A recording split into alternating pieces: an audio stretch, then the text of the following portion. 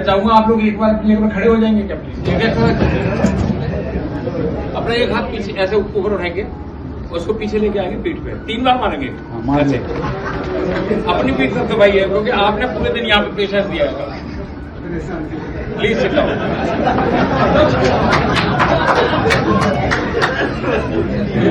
Lunch से पहले session था, मेरा सेशन जो था उससे पहले था, और मैं इंतजार कर रहा था मेरा नंबर कब आएगा। फिर मैं ये सोच रहा था कि जब घर में कहीं आप किसी का डिनर पे जाते हैं, खाने पे जाते हैं, बहुत स्वादिष्ट खाना दिया जाता है, सब्जी सलाद वगैरह, लेकिन स्वीट डिश कब आती है? बाद में। तो शायद राकेश जी ने मुझे एज ए स्वीट डिश आप लोगों के साथ किया है।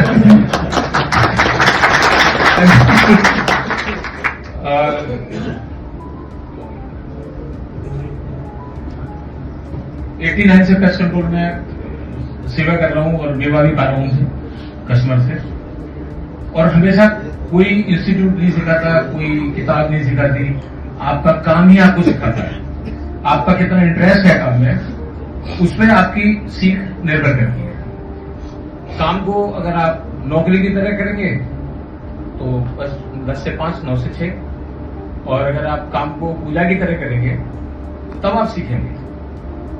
क्योंकि मेरा एक पहला मैसेज ये है कि जिस काम से आपका घर चल रहा है, आपके बच्चे पढ़ रहे हैं, आपका परिवार चल रहा है, उस काम की हमेशा इज्जत करिए। अगर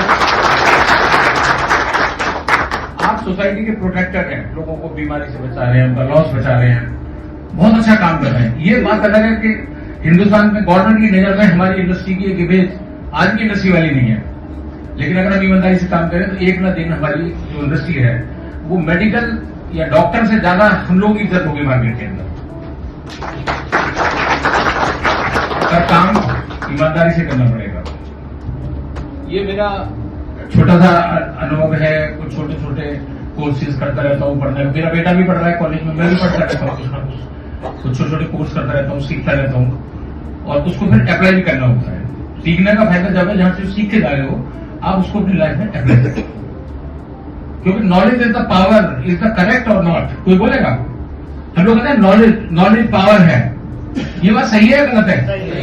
गलत है। मेरा प्रेडिक्शन, मैं कोई दीमक कॉर्पोरेट ट्रीटमेंट के बारे में कोई ज्ञान नहीं दूंगा आपको, सब ज्ञान नहीं हो आप। नॉलेज पावर जब है जब आप उसको अप्लाई करते हैं, उसको फॉलो करते हैं। सिगरेट के पैकेट के ऊपर लिखा रहता है इंजूरियस टू द लंग्स, पीते हैं हम, फिर भी पीते ना। दारू में लिखा रहता है कि इंजूरियस टू द लिवर, पीते हैं। वो नॉलेज है लेकिन पावर नहीं है वो, क्योंकि उसको अडॉप्ट नहीं किया हमने। तो नॉलेज पावर जब है जब आप उसको अप्लाई करें और अपने अंदर उतारें, जीवन में उतारें उसे।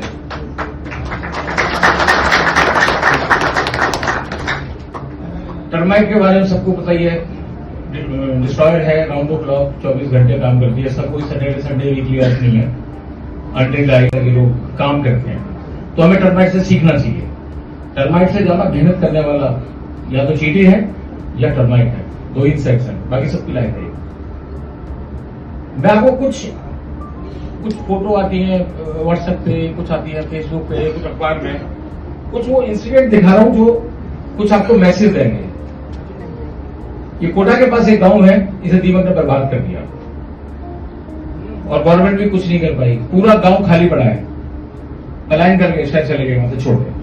एक इतना सा कीड़ा 3-4 mm का, उसने 1000-1500 लोगों को या 500 घरों को खाली करवा दिया, घर खाली करवा दिया। कितना पावरफुल है वो कीड़ा। ये एक हमारे कस्टमर के यहाँ की पिक्चर है, ये पैसे खा गई दीमक। ऐसे मेरे पास और बहुत सारे फोटोज हैं। ये 2,15,000 एक बैंक में रखे, राजस्थान का केस है, लॉकर में निपटा दिया दीमक।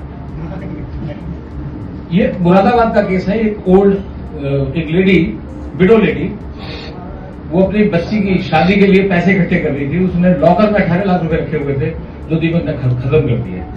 उस बहुत फैमिली तो बर्बाद हो गई। वो कैसे अपनी बेटी की शादी करेगी? ये टर्माइट, विदेश जाने का आपका ही शौक नहीं है, टर्माइट का भी पासपोर्ट उड़ा दिया उसने। ये एक जेएनयू के स्टूडेंट की थीसिस थी पूरी। तो जीवन में उसकी 2-2.5 साल की मेहनत, एक एक पेपर, कितनी पढ़ाई करी होगी, रात रात भर जागा होगा, पढ़ा होगा, तो दीपक ने उसकी थीसिस नष्ट कर दी। ये बस में केस हुआ था, किसी बग ने काट लिया था, तो बस के उस पर क्लेम डाला था, 1 लाख रुपया क्लेम देना पड़ा था बस के मालिक को। तो यानी कि बस में भी पेस्ट कंट्रोल हो सकता है। ये गांधीनगर की घटना है, 3-4 साल पुरानी, यहाँ पे 2 डेथ हुई थी। गलत केमिकल गलत ढंग से इस्तेमाल किया गया, उसका नतीजा ये हुआ कि जो शॉप का मालिक था और एक इसका नौकर था, उनकी डेथ हो गई। गलत केमिकल गलत ढंग से किया, किसी पेस्ट कंट्रोल वाले ने किया, लेकिन उसका पता नहीं है। एक कुछ फ्रॉड हुआ था, अर्बन क्लब का नाम आ रहा है इसमें, कि उसके नाम पे 50,000 रुपए एक लेडी के बैंक फ्रॉड किया। ये केस है सर, ये देख रहे हो आप, चूहा कितना खतरनाक है, राकेश जी ने भी बताया था। 9 किलो गांजा और 10 किलो भांग खा गए। ये और रखा कहा था, ये पुलिस स्टेशन के अंदर।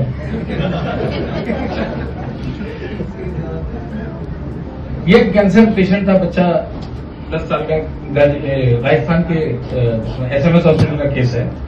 ये रेड वाइट से उसकी डेथ हो गई बच्चे की। ये कुछ स्नैक्स के अंदर डेड रेड निकला। ऐसे केसेस हम लोग सब देखते हैं, पढ़ते हैं, आते हैं आप लोगों के पास? आप लोगों के पास व्हाट्सएप पे इस तरीके के कुछ घटनाएं आती हैं? आया ना, बोलो ना यार। तो उसको क्या करते हो आप? उसको संभाल के रखो, कस्टमर को दिखाओ। कस्टमर अवेयर भी होगा और आप पे भरोसा भी करेगा, ये सब नॉलेज है और ये हमारे लिए सोच रहा है कुछ।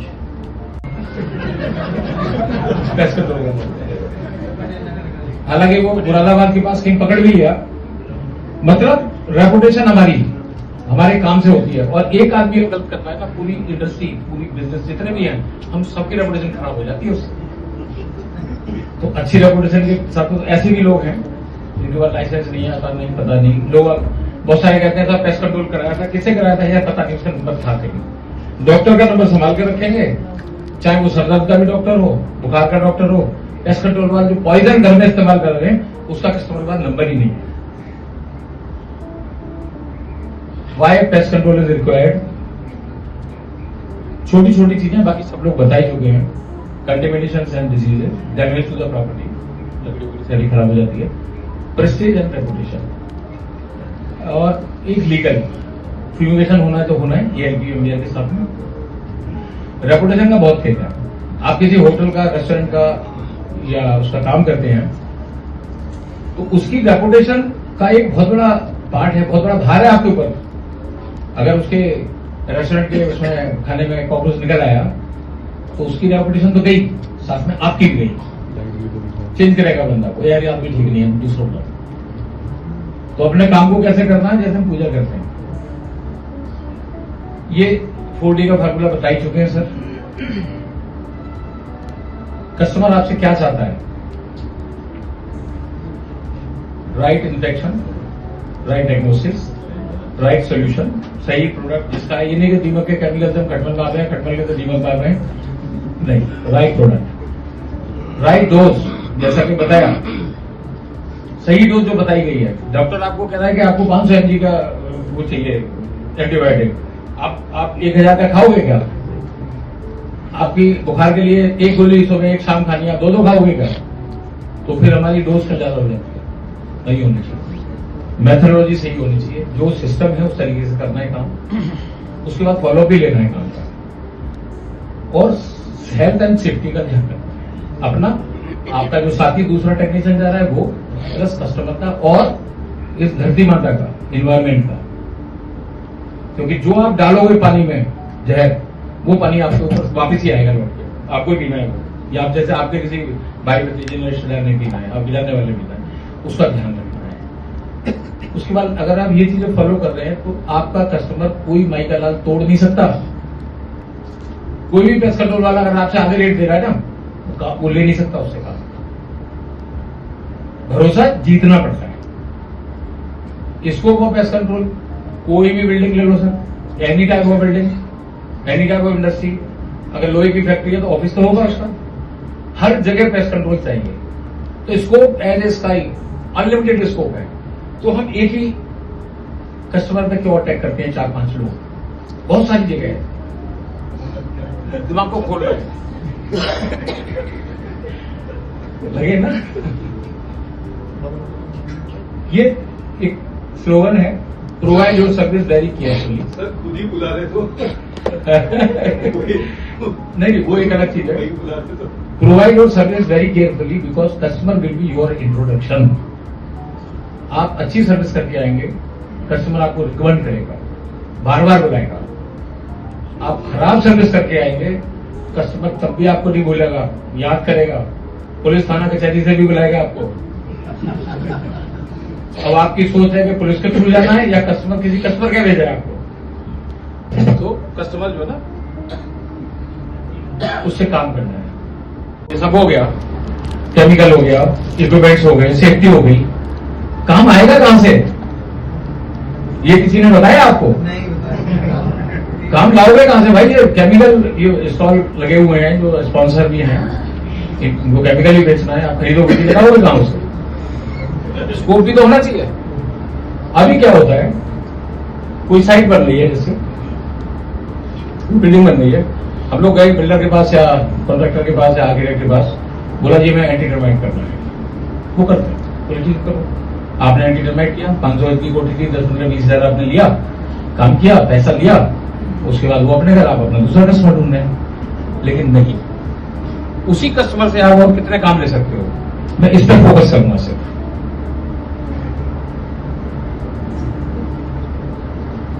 दीमक, कोई प्लॉट लिया किसी बंदे ने, उस प्लॉट में दीमक है या नहीं, आपने कभी पता करते हो आपको? तो दीमक की हम सॉइल टेस्टिंग भी कर सकते हैं, बहुत सारे तरीके हैं उसके। वो मैं तरीका नहीं बताऊंगा, कहां बताऊंगा कहां होता है, तरीका आपने ढूंढना, ठीक है? सॉइल की टेस्टिंग होनी चाहिए कि उसमें दीमक है, डेंसिटी कितनी है, हमें किस हिसाब से ट्रीटमेंट करना है, उसका आप अलग पैसा ले सकते हैं। मैंने लिए हैं, बहुत लोगों से लिए, तो दिए लोगों ने, बताना पड़ता है।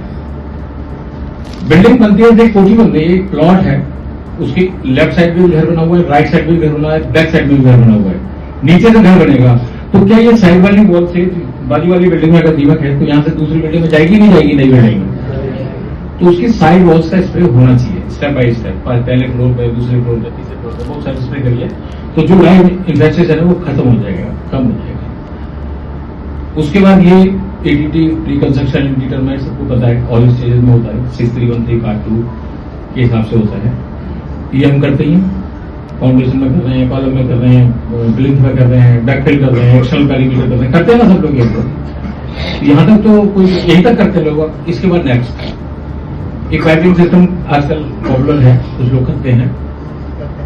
ये भी आप फ्यूचर के लिए एक कैपिटल एप्लीकेशन सिस्टम इंस्टॉल कर रहे हैं। अजी पाइप का लेवल जो दिखा रहा है, क्या ये इसी लेवल पे बनना चाहिए?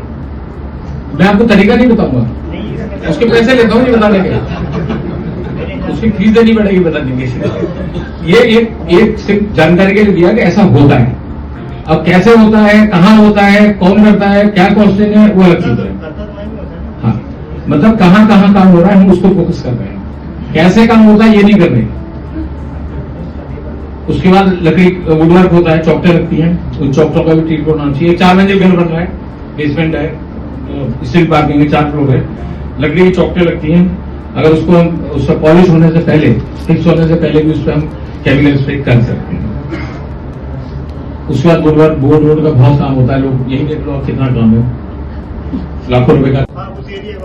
तो मॉस्किटो कंट्रोल होना चाहिए, करते हैं।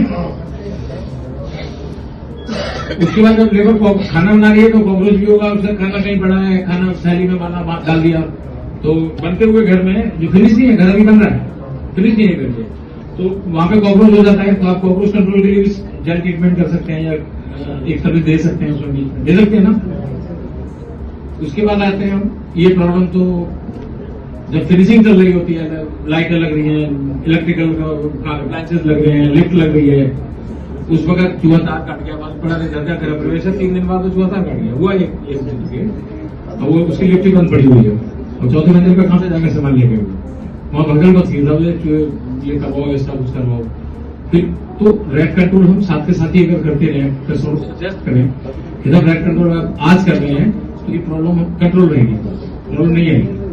नहीं तो कई बार नया फ्रिज का गैसकेट काट गया, कुछ भी काट सकता है, तो महंगे महंगे इक्विपमेंट्स होते हैं, तो आप उसमें रेट कंट्रोल भी, लोडिंग कंट्रोल भी वहां पे आप सजेस्ट कर सकते हैं। ये प्रॉब्लम भी आती है बाद में, सभी घरों में आती है। तो घर बनते टाइम अगर हम जैसे बता रहे थे कि गैप सील करते हैं सारे, उसका पैसा लेने के साथ इसमें सिलिकॉन भरा जाएगा या इसमें फोम भरा जाएगा, इसमें मैं इतना पैसे लूंगा, पर फ्लोर में 2000 रुपये लगेंगे और मैं सारे गैप फिल कर दूंगा। जैसे जो एसी लगे होते हैं, स्प्लिट एसी लगे रहते हैं, उसमें दीवार के बीच में गैप होता है, छिपकली वहीं से आती जाती जाता है। अगर उस गैप को बंद करें तो आएगी क्या छिपकली? नहीं आएगी ना।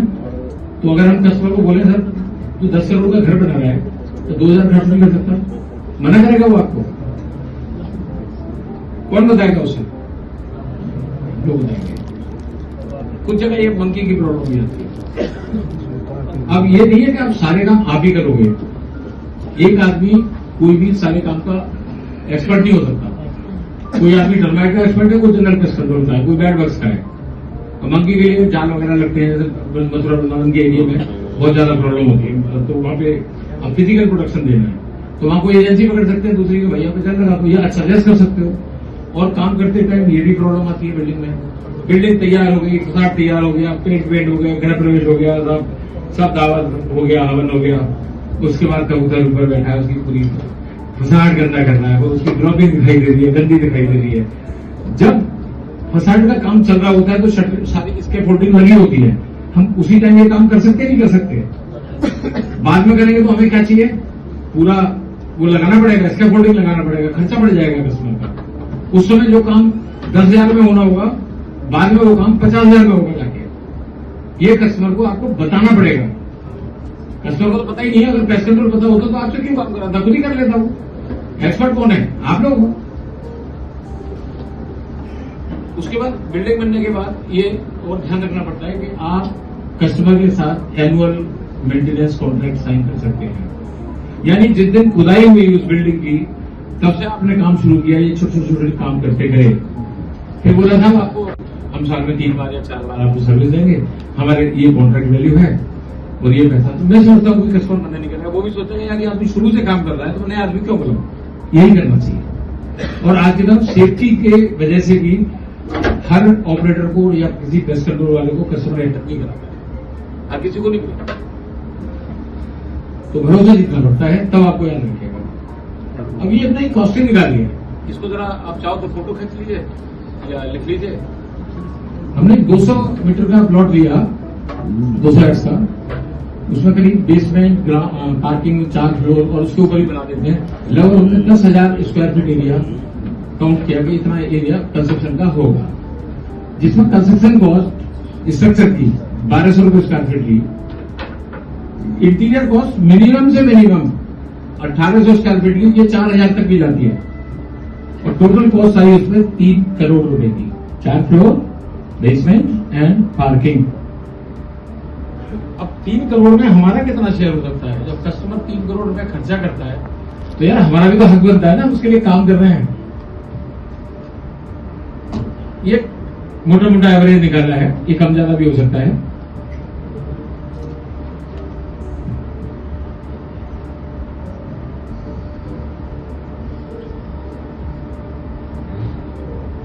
सॉइल ट्रीटमेंट लगभग 10 रुपये स्क्वायर फीट बैठता है अगर BIS कोड से काम करते हैं तो, नहीं तो 3 रुपये में भी होता है, 18,000 रुपये का।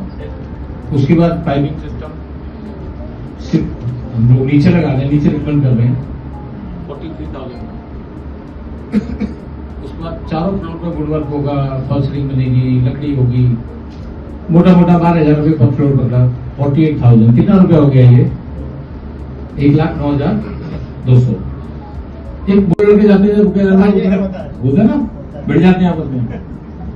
एक ये भी मैसेज बनता है, ये हम लोग जो बैठे हैं ना सारे एक ही नाव में बैठे हुए हैं, एक ही नाव के सवाल है। उधर पानी भर गया, वो डूब रहा है बंदा, तो वो खुश हो रहे हैं कि पानी तो उधर भरा हुआ है, मेरी तरफ थोड़ी है। आज अगर हमारा कोई भी साथी जो यहाँ पे है अगर कस्टमर उसको कोई हार्म दे रहा है, कोई दिक्कत आ रही है, तो अगला नंबर आप ही का है। तो संगठन बहुत जरूरी है, एक दूसरे की सपोर्ट बहुत जरूरी है।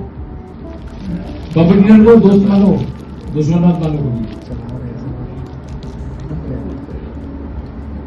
एक मेरी अपील है, कंपनी का सर्वाइवल काय पे है? कस्टमर के ऊपर। रेस्पेक्ट टू कस्टमर और ऑनेस्टली सर्विस दीजिए। थोड़ा सा